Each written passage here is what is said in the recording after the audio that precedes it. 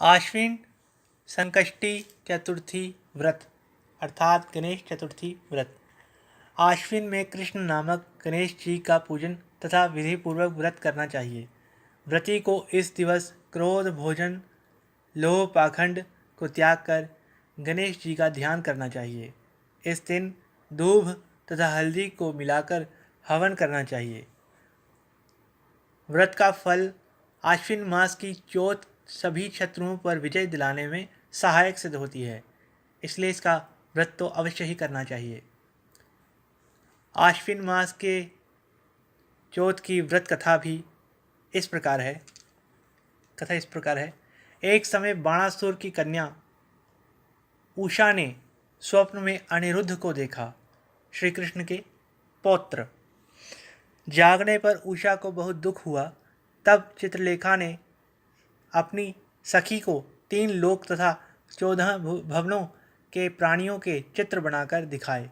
अनिरुद्ध के चित्र को देखकर उषा ने कहा कि मैंने स्वप्न में इन्हीं को देखा है, इनके बिना जीवित नहीं रह सकती। जहाँ भी यह हों इन्हें ला कर दो। अपनी सखी के वचन सुनकर चित्रलेखा द्वारिका में अनिरुद्ध को पहचान कर हरण करके सायंकाल गोधूलि के समय बाणासुर के नगर में ले आई। द्वारिका में अनिरुद्ध को प्रद्युम्न आदि ने नहीं देखा तो वे बहुत ही दुखी हुए और रुदन करने लगे।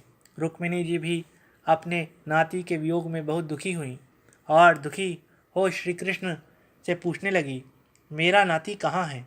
यदि आप उसका पता नहीं लगा पाए तो मैं अपने प्राणों को त्याग दूंगी। रुक्मिणी जी को सांत्वना देकर श्री कृष्ण राज्यसभा में आए और लोमश मुनि से सारा वृतांत कह दिया।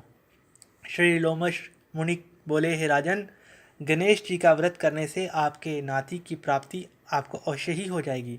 साथ ही पौत्र तथा पौत्रवधू भी एक साथ आ जाएंगे। आप आश्विन मास की संकटा नामक चौथ का व्रत करके गणेश जी का पूजन करें। श्री कृष्ण ने वैसा ही किया जैसा लोमश मुनि ने कहा था और व्रत के प्रभाव से बाणासुर पर विजय प्राप्त कर उषा सहित अनिरुद्ध को ले आए। धन्यवाद।